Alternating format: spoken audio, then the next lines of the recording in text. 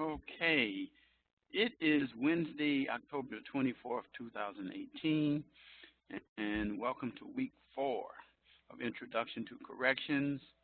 My name is Richard Wright, as you already know, and I am going to spend some time this session going over the requirements for the assignments for this week, and also to discuss the issues of this particular module to add to what you have read and also to the information that you've discovered through the PowerPoints that I sent you.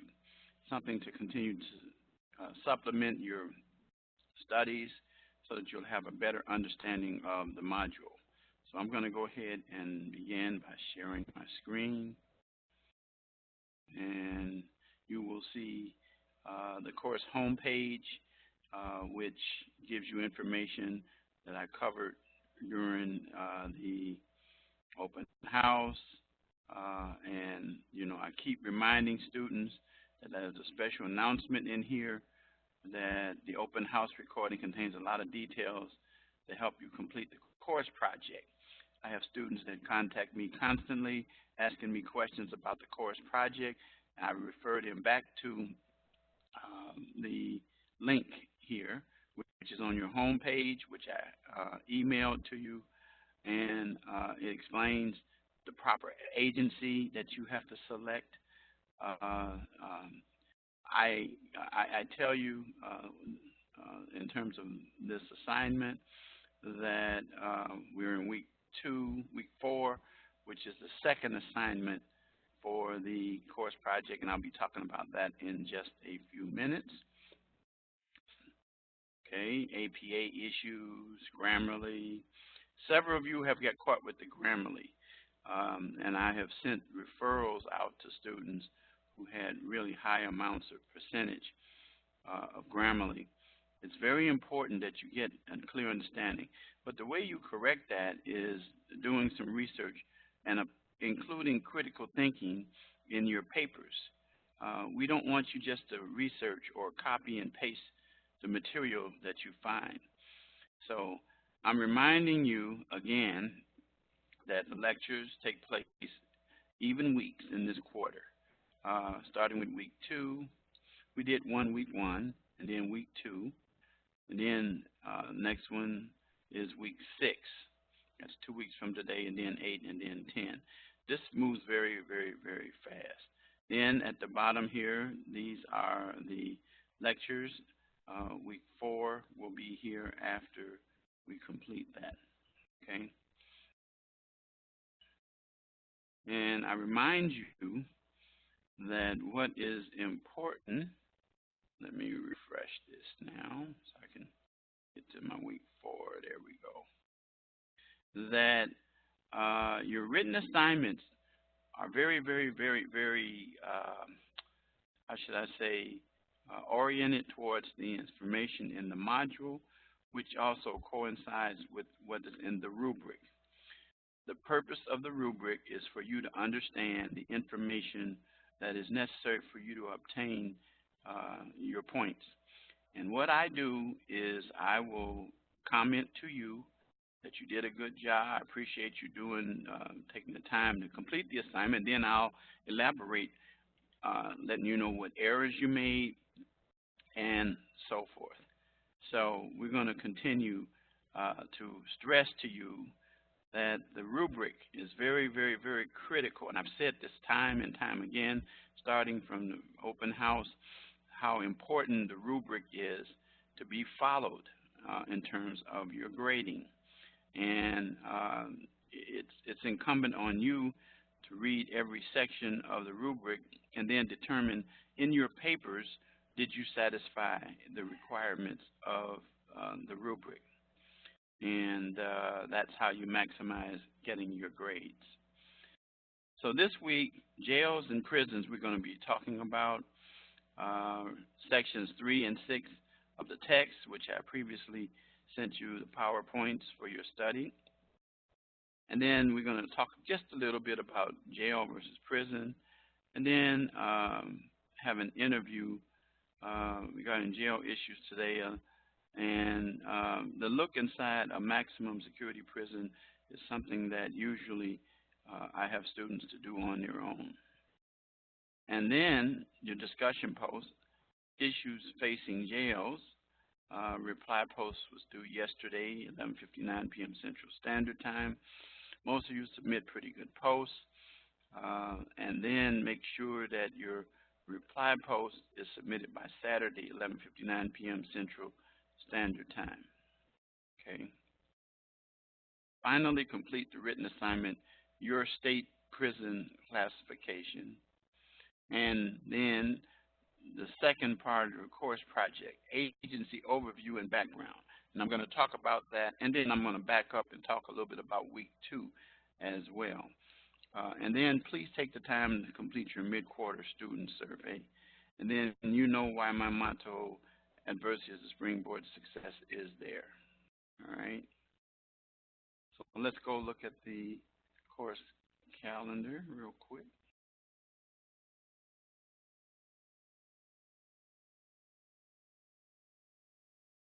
Okay. This is where we are right here. We are at the 22nd, week of the 22nd, your reading assignment. Again, if you click on that, it tells you, you know, your reading information can be found in the module itself. Your initial post, and then it tells you the topic right there if you open it up. Okay. Then your reply post.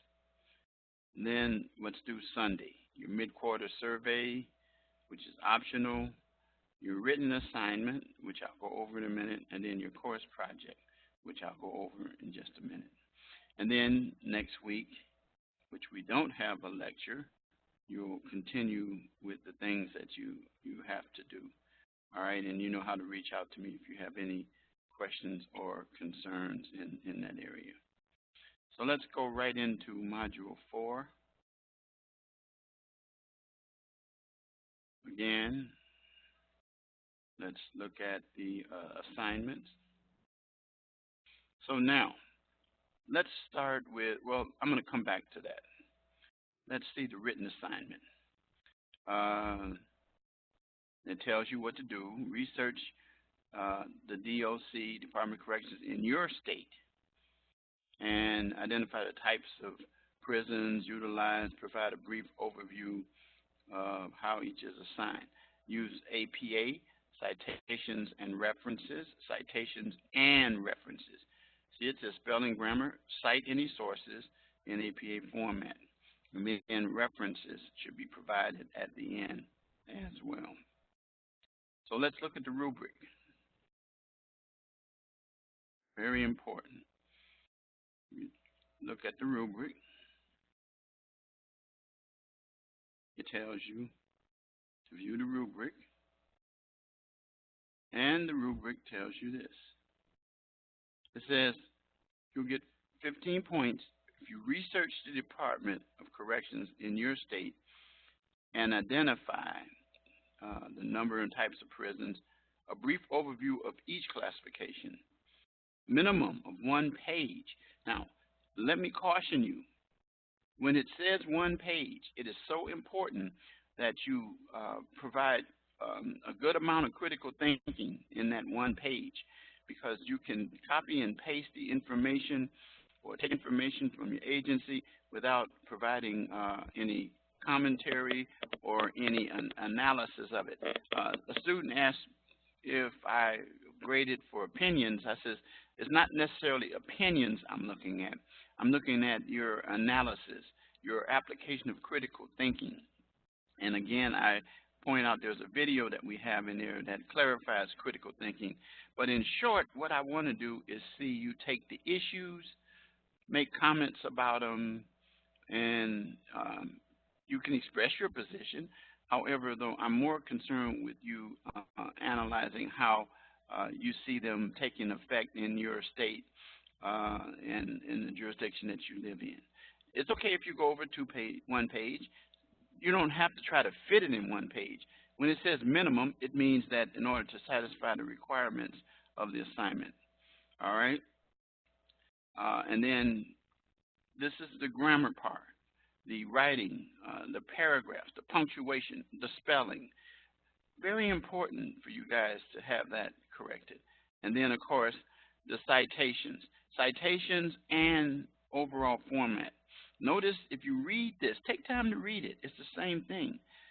Format is appropriate for the assignment. Written in APA format. By the way, double space, not single space. With APA format. Now, this is APA format with the title page, a reference page, proper spacing, and paragraph indents. All sources. It says all sources are properly cited as in-text citations in the body of the paper. I have expressed to many of you that that means that the citations should be throughout the paper, not just one or two thrown in there.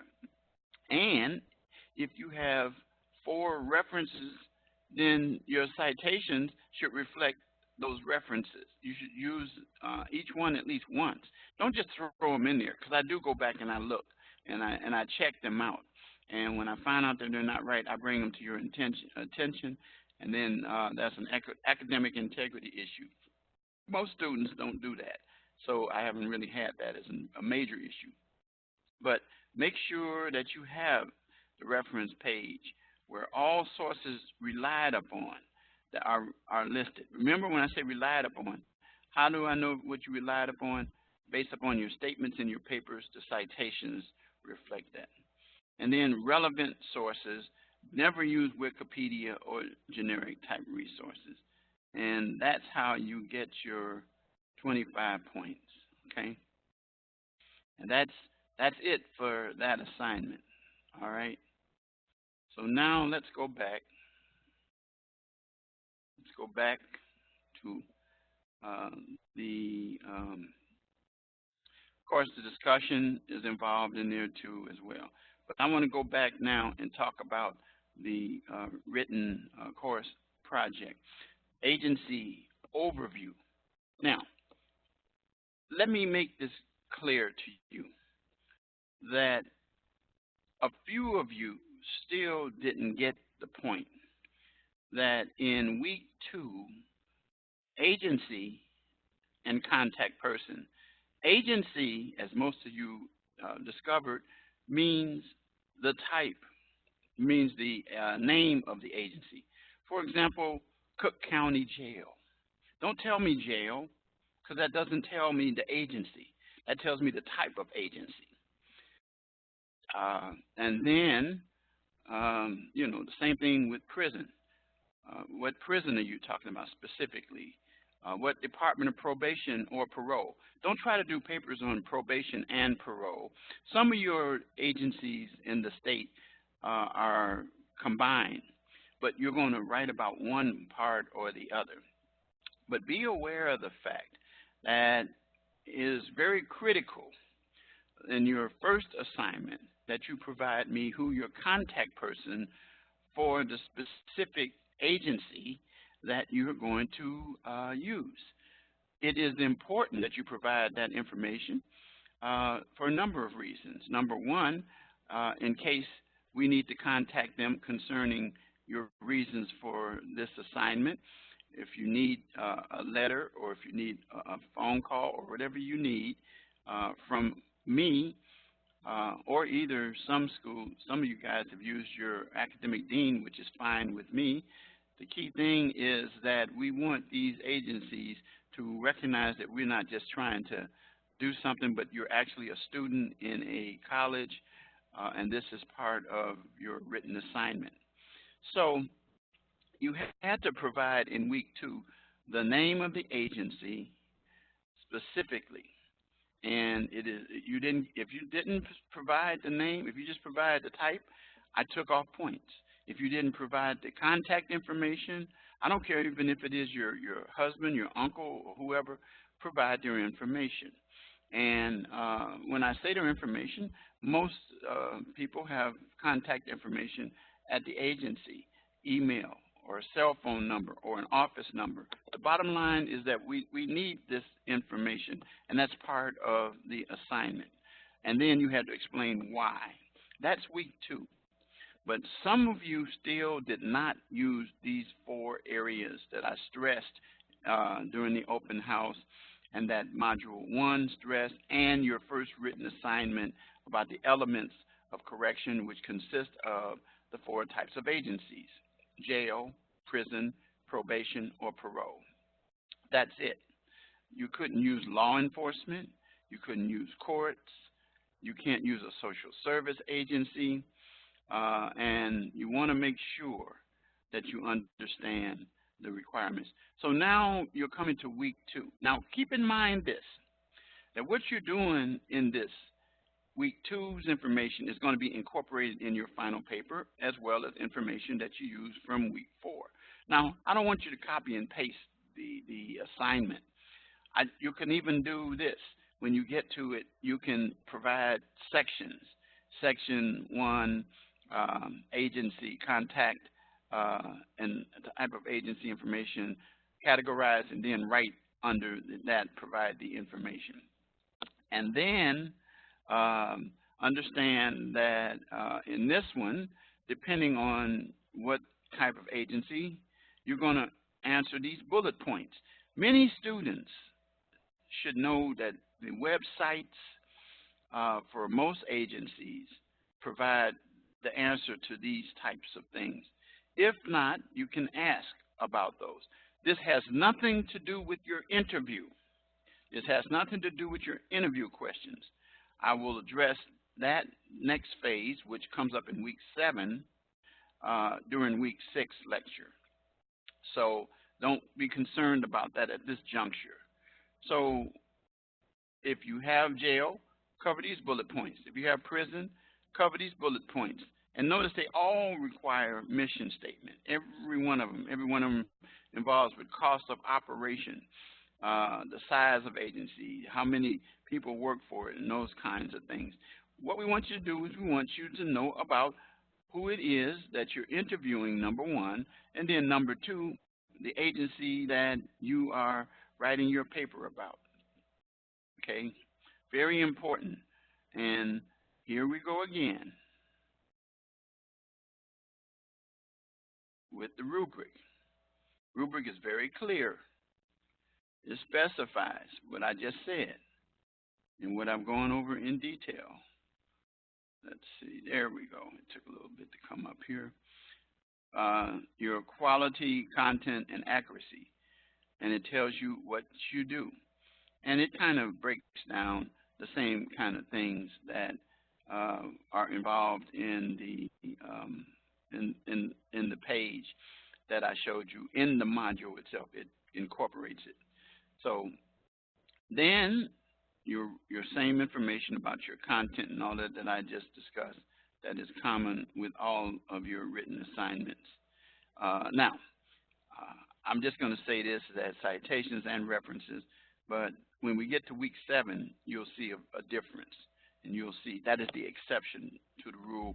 When we get down to the APA issue, you'll see how that works when we come there. But in the meantime, make sure you satisfy, again, the requirements of the rubric. Very, very, very, very, very easy to use as a roadmap. Don't try to overanalyze it, you know, again, all right? So that's the assignment, okay? And you know that's due on Sunday. And those are the assignments for the week that we want you to complete for grading, okay? So now let's go back. Let's go back to the actual module one more time. And go to lesson content. Always go to the lesson content and check it. Don't just go to the assignments. And the lesson content first gives objectives that we've already talked about. These are things that you're going to help you with your written assignment. jail versus prison. What's the difference? We're going to comment a little bit about that. It's very easy concept. An interview regarding jail issues. And then this part we're not going to go over because there's usually some issues with trying to put this up for you guys to listen to. All right, so now prison versus jail. So what is the difference? First of all, number one, you should be aware that jail and prison both are for confinement.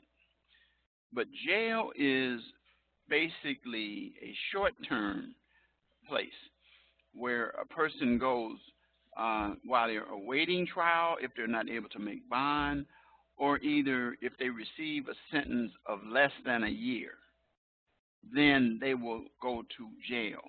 Jails are usually locally, and jails are within the community. And oftentimes people who go to jail are guilty of misdemeanors, where again it says less than 1 year. It's 1 year or less. That's the difference right there. And it's very clear. In those instances, if a person doesn't make bail, again, they will remain in custody. And you should be aware that jails are generally run either by the municipality or the county. Okay, that's generally how they operate. And there are all kinds of issues that take place with jails, as with prison, involving money, involving the issue of some going into the privatization, which is not a big issue that I really concern myself with, but you should be aware that a lot of the services that are provided in jails and prisons, such as medical, mental health care, food service, and even building these facilities are bid out to private agencies or private organizations or private companies. And but there's a lot of problems. Jails are overcrowded because some people can't make bail.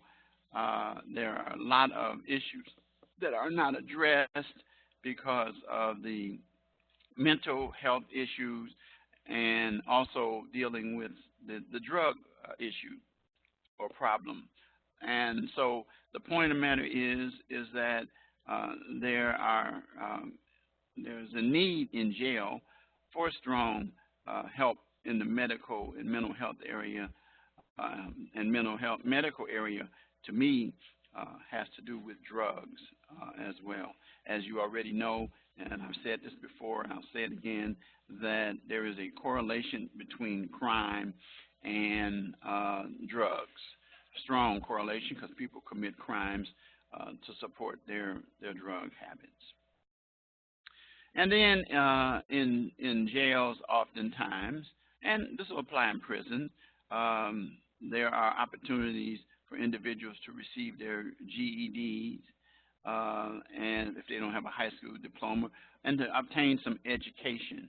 And then there's work release, and dealing, as I said, with drugs and alcohol, or either some vocational programs that individuals are able to learn in jail. Okay. And again, getting to prisons now. Prisons is when you are sentenced to a time over a year, and it's where you have most of the time felonies. And that definition of a felony is when you go to jail for over a year or over. Then you get to felonies. And these individuals are placed in prison, which is a long term. It says at least a year and a day. And states manage their prisons, such as Illinois. We have IDOC, which stands for the Illinois Department of Corrections. There's also a federal prison involved. But predominantly, males are in prison for violent offenses, there's a racial disparity of those individuals who are in prison as well. But the point of the matter is that prison is when an individual is sentenced for a long period of time as opposed to jail. You receive some of the same kind of services that you want, okay, to help you. Now, the talks about the Federal Bureau of Prisons, or BOP, sets the standard and in dealing with the custody and care of individuals who are maintained there. And they are classified prisons based on the type of prison. For example, a minimum security prison is a place where probably the individual is not a violent offender. They may be submitted to a felony, and ordinarily they could have possibly have received a lighter sentence, but maybe they're a repeat offender. Maybe they have a problem that hasn't been addressed, i.e. drugs, alcohol, or whatever, and they're recidivists, so they are not violent offenders, but they find themselves going to prison because of the sentence that was given to them by the judge. And so they kind of like lived in a more relaxed situation, and a lot of times they'll have the ability to be able to go to school even off the facility, or sometimes the facility itself has a branch of an organization such as a high school or a college that operates and holds classes at these institutions. Then there's the medium security, which describe a double bunk, and you have towers with the guns. You have you've seen that pretty much when you see prisons. But the maxes are where you get the hardcore criminals, the violent offenders. That's the one that you'll see a lot of times when a person is for robbery or murder or something along those lines, maybe rape or something along those lines. And it's more confining for those individuals. And then there's a supermax. The supermax is where an individual is, their freedom is very, very, very limited. They may be locked down for most of the day and allowed to operate outside of their cells for a very brief period of time, sometimes as little as 1 hour. And so there are all kinds of things that happen in prisons. The person responsible for the prison is the warden, and there are associate wardens who will take care of things that operate to help the warden to keep the prison in order and to provide the necessary services that are needed by the inmates themselves. Now, there are a lot of civil suits that take place in prisons. We call them 1983 suits, which is a section of the the United States Code that deals with the civil rights of individuals, such as the right to practice their religion and those kinds of things. Most of them come about with those kinds of things. There have been some attempts that a person brings what we call a civil suit or 1983 suit because of the fact that they said that their belief was, for example, to have steak. Their religious belief was to have steak every day, which gets a little outlandish. There's also been opportunities and individuals who bring civil suits in situations where they are denied medical care or they're denied opportunity for food and sometimes even education. And so wardens deal with these issues constantly, and there are suits that will take place in that. So those are the differences between jail and prison. So you get that clarity in terms of thinking of jail. Again, The most important thing to remember is jail is short term, prison is long term. You do not get paroled from jails. You get paroled from prisons. Okay. So now let's deal with the interview. And for that, I'm going to take off my headphones because you won't be able to hear very well. So I'm going to stop my camera. You'll just see my mugshot, so you won't be distracted. And listen very carefully to this jail administrator. It's about a 10-minute video that provides some information about how it works. And pay close attention to some of the things that are said. You're going to hear this. Some of the educational requirements. Now, you're going to hear them talk about high school, but as you need to know that more and more jails and prisons are moving towards a higher level of individual that they're hiring as correction officers or guards or whatever you want to call them. So let's take a look at that. Yes. And I do want to say that if it's cloudy, you're hearing it, you can also play it back yourself another time. But this is a way to get some. Tell me about your background and your position here in Sherburne County. Sure. Well, I work at the Sherburne County Jail for the past 18 years. Over the past 18 years, I've held the capacity of a corrections officer, of a jail sergeant, the jail captain, and currently I'm the assistant jail administrator. Okay. Any background?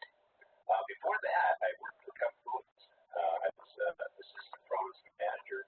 I was going back to St. Cloud State University when I was the assistant produce manager.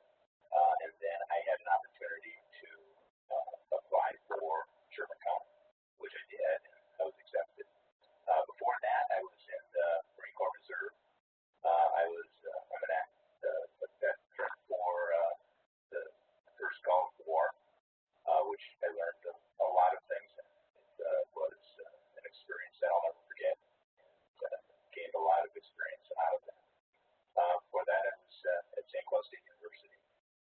So I went from St. Cloud State University. I joined the Marine Corps Reserve. I didn't graduate at that point, and ended up getting activated for the Gulf War. And when the Gulf War was done, came back and went back to school and worked at Cup Foods. Okay. Can you tell us about the setup of your jail and the types of inmates you serve? Yes, our jail is actually, it's kind of a unique jail. We hold federal inmates, so we have a contract with the U.S. Marshal Service and Immigration to hold the federal inmates. Most of the inmates that we have are federal inmates. On any given day, we have about 80 to 100 county inmates. The rest of our inmate population are federal. We have pushed over 600 inmates a couple years ago. We're pushing that every day. Recently, it's dropped down to about 400 on any given. Inside the jail, its design is unique as well.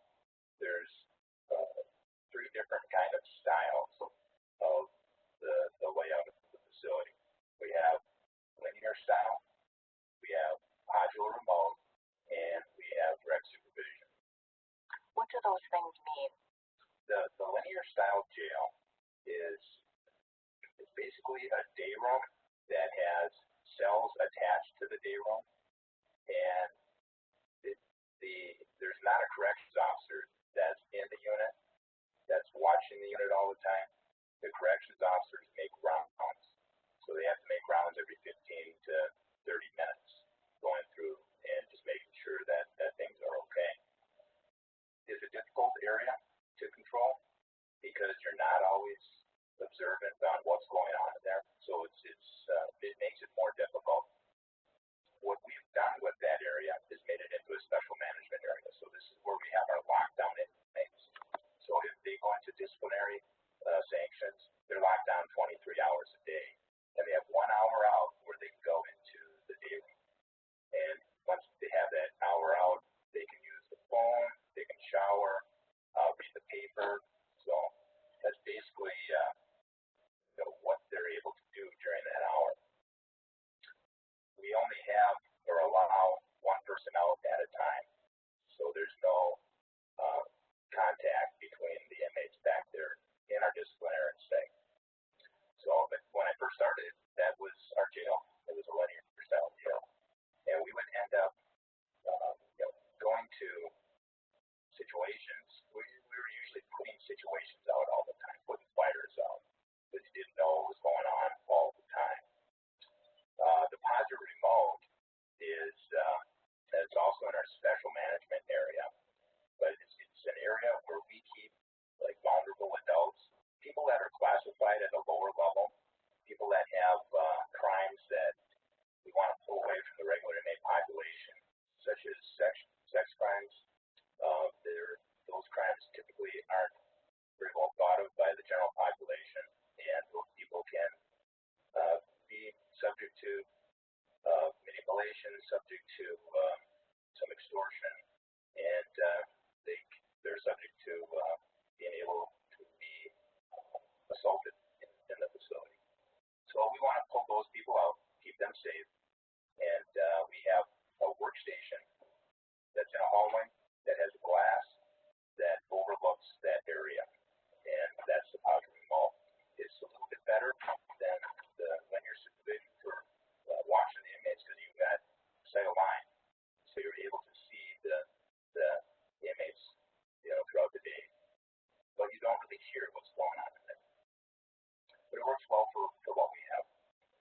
And then we have direct supervision.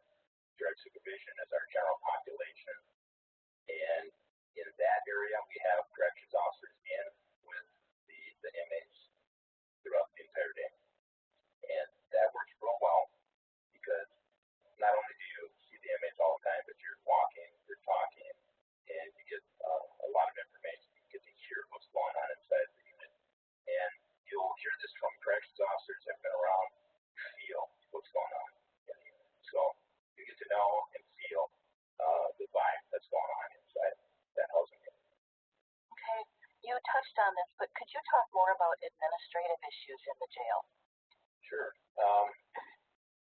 Our administrative duties are to make sure that the facility is being run according to state law, constitutional law, following our policies and procedures. So we, in administration, we write the policy and procedures for the staff to follow, and we make sure that the staff are following them. We take care of the hiring, the staff discipline. We make sure that all the needs of the facility are met. We have female inmates in custody. We have federal inmates in custody. We have immigration inmates in custody, and we have our county inmates in custody. And we just make sure that the facility is being run in the right direction. Okay. What are some issues facing jails today? One of the biggest issues that we have, and it's different from when I first started 18 years ago, is mental illness in corrections. The mental illness facilities that we had back, when I first started 18 years ago have been shut down, and there's not a lot of options to be able to send people who are in need of controlling their mental illness through medication and doctors. They're not around anymore, so they are being kept in the jails. We have probably 1/3 of our population on psychotropic medication. So that's probably one of the biggest issues that we face that has changed from when I first started. Okay, you mentioned your background. Can you tell us what are the minimum qualifications to be a correctional officer? Sure. The minimum qualifications is a valid driver's license.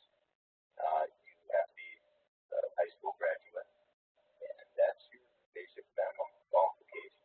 Now, we look when we go through the interview process, I mean, we're looking for people that are well-rounded, people that are great communicators, and we look for people that have had 2-year degrees, 4-year degrees. So that is more appealing when you're going through the interview process, and you're more likely to get a job with a 2-year or 4-year degree. Okay. Do you have any advice for today's students?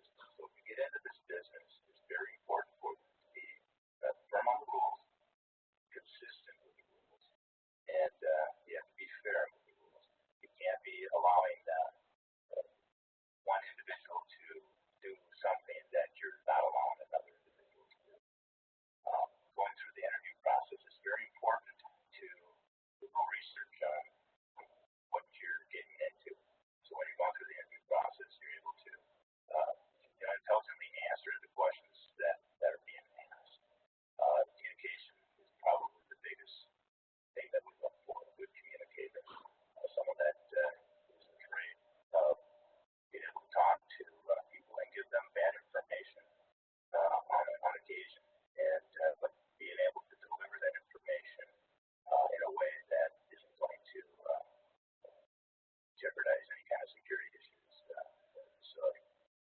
Great, thank you. You're welcome. Okay, so you noticed that during the interview there were several things that are important. Number one, they talked about communication. Remember that we talked about that as a transferable skill, and that's our first transferable skill that's mentioned that we discussed during the open house. And we continue to stress communication, both written and oral communication. And so when you're doing an interview, they're looking for good communicators. And so it behooves you to sharpen up your skills on communication. Now, that's why in order to obtain your degrees that we require that you take English and things of that nature. You take other courses to help you to sharpen your mind, not just the criminal justice courses. And the point of the matter is that we want you to be prepared to communicate real well with your associates, the person that's interviewing you, as well as with the inmates, visitors, anyone you come in contact in performing your job in jails or in corrections. The other thing that you noted is that he said that the minimum requirements were a high school diploma and a driver's license. But here's something that he came back and said after that is, why are you in school? Because now they're saying those are the minimum requirements. However, they are looking and have on their radar individuals who will complete college, get an associate's and bachelor's. And I can tell you that's true because I have had a number of students who are employed or who were already employed as correction officers, but they can tell you that in order for them to elevate themselves, go to higher positions, receiving better pay, benefits, and so forth, that their education facilitated that. So it behooves you to continue with your education. The other thing that you should be aware of is that they're hinting to you that they're looking for a more professional individual to hire in today's society. One of the reasons is because of the litigious society. And what that means is there are lawsuits all the time.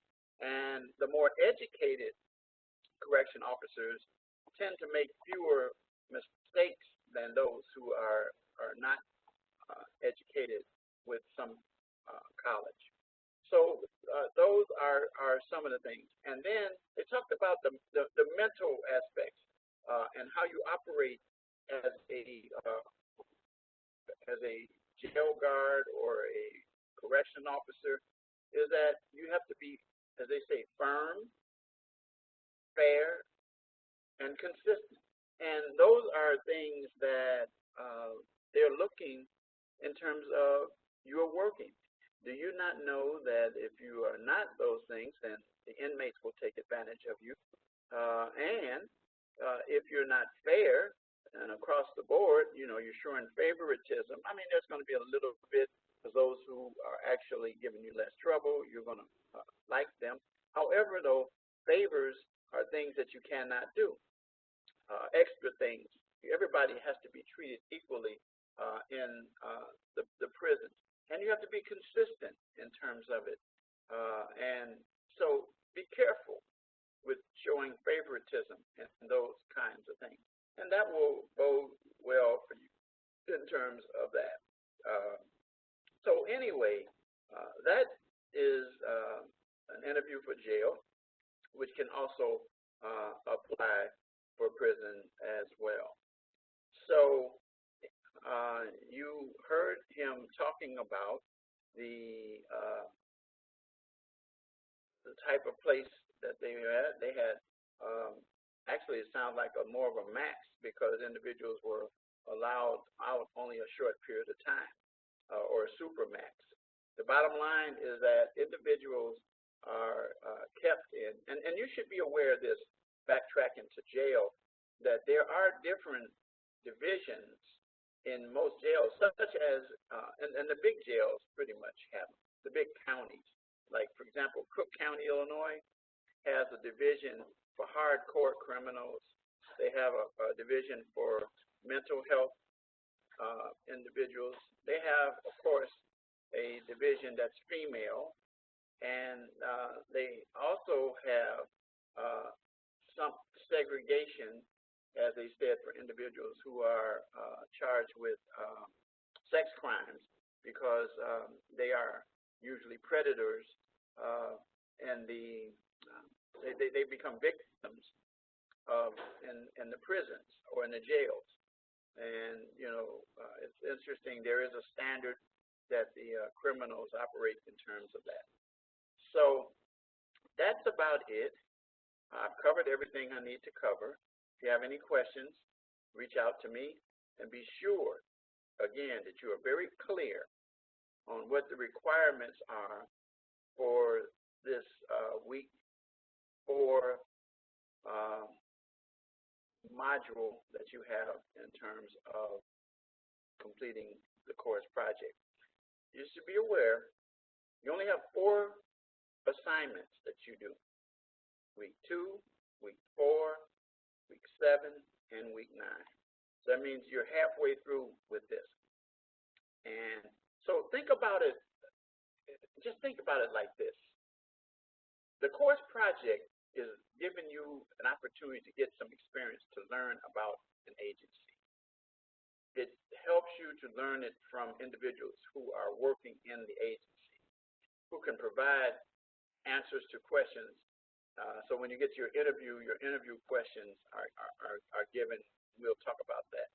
But once again, week 1, under the lessons tab and the open house recording, covers everything from all of the weeks that you have.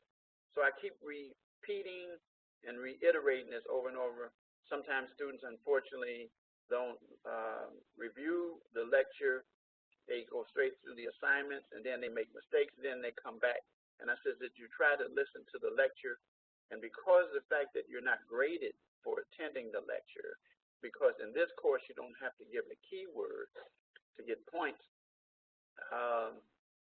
the attendance is low, but also that students don't even listen. They don't listen to the recordings. They go straight through.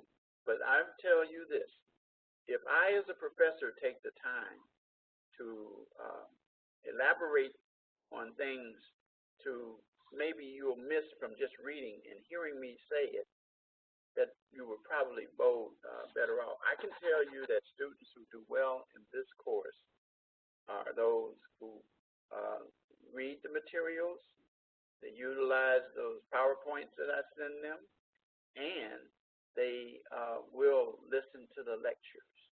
And if they have questions, they will text me, email me, call me, and I will be happy to help and guide them in terms of how to get the assignments completed.